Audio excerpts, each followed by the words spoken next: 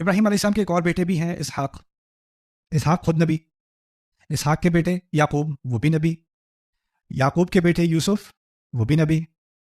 رسول صلی اللہ علیہ وسلم کہتے ہیں کلما ہلک نبی خلف نبی، جب بھی بنی اسرائیل میں سے ایک نبی مرا دوسرے نے اس کی جگہ دے دی۔ ہر جنریشن میں اسحاق کی اولاد میں نبی نبی نبی نبی نبی نبی نبی عیسیٰ علیہ السلام تک آتے رہے مسلسل۔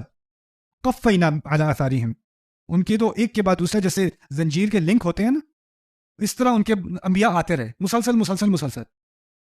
دوسری طرف ان کی اولاد ہے اسماعیل، بڑی اولاد ان کی اسماعیل ہے، ان کے لیے دعا کرتے ہیں ان کے لیے ایک رسول بھیج دے، رسولا منہم، رسولا منہم۔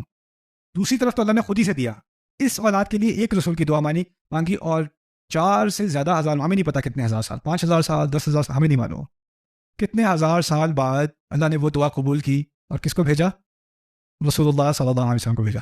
یا رب یا رب، یہ بات قرآن کو سمجھنے کے لیے ایک بنیادی حیثیت رکھتی ہے کہ ہمارے رسول اصل میں ابراہیم علیہ السلام کی دعا کا جواب ہے۔